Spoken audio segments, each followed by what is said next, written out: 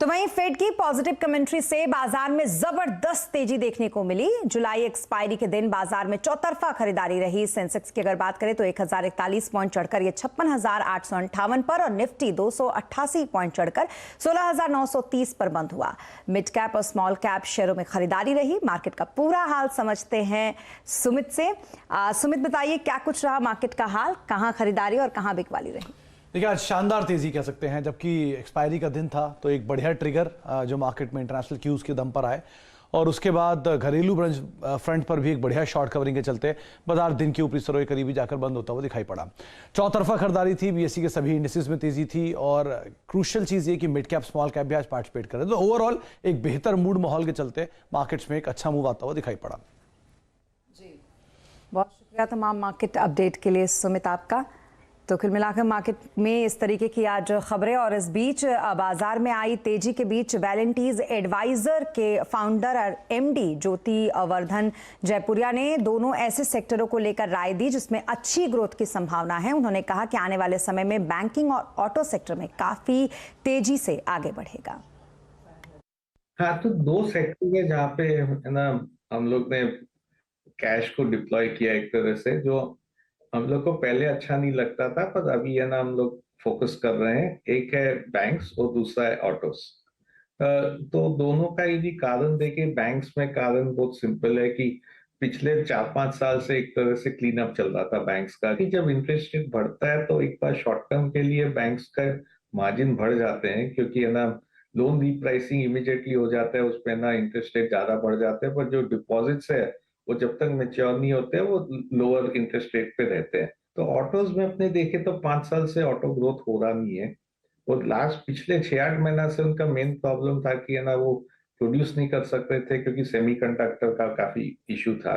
तो हम लोग का जो एनालिसिस था वो है कि सेमीकंडक्टर का इशू कम हो रहा है, ऐसा नहीं है कि चला गया है, पर अब प्रोडक्शन लेवल बढ़ जाएंगे तो इसके कारण है ना प्रोडक्शन बढ़ने के कारण सेल्स बढ़ेगा इनका।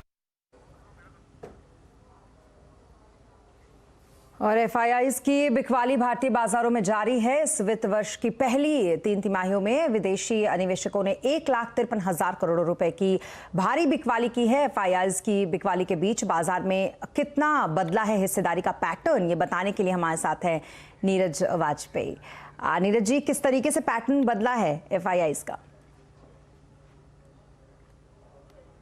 देखिए, एफआईआईज की जो लगातार बिकवाली पिछले 1-1.5 साल से चल रही है उससे ये पता लगता है कि जो टोटल मार्केट हमारा है उसमें ओनरशिप किसकी कितनी कितनी है। तो एफआईआई की जो टोटल होल्डिंग है उसमें कितनी कमी और बढ़ोतरी हुई है। तो स्क्रीन पे आपके सामने जो फिगर्स हैं इसमें 2 क्वार्टर को हमने कंपेयर किया। जो लेटेस्ट नंबर है वो मार्च 2022 तक का है, इससे पहले दिसंबर 2021 तक का है। अगर इसमें आप देखें तो एफआईआईज ने अपनी बिकवाली जारी रखी है और उसका असर ये पड़ा है कि मार्च 2022 तक जो है उनकी हिस्सेदारी 0.5% घट गई है, 19.2% हुई है। एनएससी यूनिवर्स के अंदर जो लिस्टेड कंपनीज हैं उसके मार्केट कैप के हिसाब से है। और इससे पहले अगर आप देखिए दिसंबर क्वार्टर में 19.7 था, वहाँ भी 0.8% उससे पहले के क्वार्टर के मुकाबले कमी आई थी। तो यानी सीक्वेंसली उन्होंने अपनी होल्डिंग कम की है।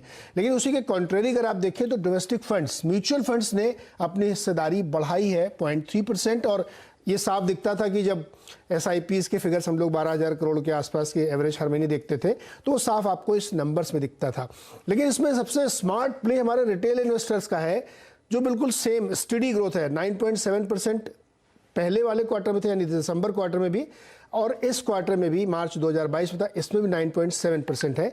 उससे पहले वाला जो क्वार्टर था उसमें उन्होंने थोड़ी सी हिस्सेदारी बढ़ाई थी, यानी जो दिसंबर क्वार्टर से पहले क्वार्टर था उसके मुकाबले में थोड़ी बढ़ी थी। लेकिन इस बार एकदम स्टेडी है और ऐसा होप है, चूंकि डेटा हमेशा 1.5-2 महीने लैग से आता है। तो जो करंट क्वार्टर फाइनेंशियल ईयर का चल रहा है, जो अभी खत्म हुआ है 30 जून को, उस क्वार्टर में भी आई एम श्योर कि एफआईआईज ने अपनी शायद हिस्सेदारी घटाई होगी, डोमेस्टिक फंड ने बढ़ाई होगी और रिटेल ने थोड़ी शायद कम की होगी। क्योंकि जो पैटर्न हम लोगों ने मार्केट के दौरान डेली नंबर ट्रैक करके हम लोग देखते हैं वो साफ इस ओर इशारा करता है। अब एक बार आपके सामने मैं फाइनेंशियल ईयर जो 2023 का पहला क्वार्टर खत्म हुआ है उसके नंबर रखता हूं, उससे अंदाजा लगेगा कि जो अगले नंबर आएंगे इस क्वार्टर के हिसाब से एफआई होल्डिंग्स के, वो आपको समझ में आएगा। तो लगभग 1.5 लाख करोड़ की बिकवाली उन्होंने अप्रैल में जून 3 महीने में नए वित्त वर्ष में की है। फिगर्स आपके सामने हर महीने देखिए, अप्रैल में उन्होंने 40,000 करोड़ बेचा, फिर मई में उन्होंने 54,000 करोड़ बेचा और उसके बाद जून में उन्होंने 58,000 करोड़ की बेचा। तो तीनों को अगर आप जोड़ दें तो 1.5 लाख करोड़ से ज़्यादा की बिकवाली उन्होंने पहले क्वार्टर में की है। और यही नंबर आपको जब कंसोलिडेटेड एनएससी यूनिवर्स में एफआईआई की होल्डिंग का आएगा तो वो आपको दिखेगा। इसमें और डिटेल्स नंबर में आप देखेंगे तो जो प्रोमोटर्स थे उन्होंने भी स्लाइटली अपनी हिस्सेदारी कम की है। बैंक्स, इंश्योरेंस कंपनीज और फाइनेंशियल इंस्टीट्यूशंस उन्होंने थोड़ी थोड़ी बढ़ाई है। तो ये इस नंबर का इंटरप्रिटेशन है। अब सवाल ये उठता है कि क्या ये ट्रेंड बदलेगा, एफआईआई की होल्डिंग रुकेगी? तो जो जुलाई के महीने के नंबर्स हमको दिख रहे हैं वो थोड़ा सा स्टीडी होते हुए दिख रहे हैं, तो ये आप एक्सपेक्ट कर सकते हैं। लेकिन ये नंबर बहुत लैग से हमें दिवाली के आसपास पता चलेगा। लेकिन फिलहाल इस क्वार्टर के भी नंबर में ऐसा लगता है कि एफआईआई ने अपनी होल्डिंग इंडियन मार्केट में थोड़ी और कम की होगी। और इसका एक बड़ा इंटरप्रिटेशन ये है कि जिस तरीके से प्लाइट हुआ है, करेंसी हमारी डिप्रिशिएट हुई है, पैसा बाहर निकला है, तो उसकी वजह से एफआईआई ने अपनी बिकवाली की है। जी, बहुत शुक्रिया तमाम डिटेल्स के लिए और तमाम जानकारी के लिए आपका, नीरज जी।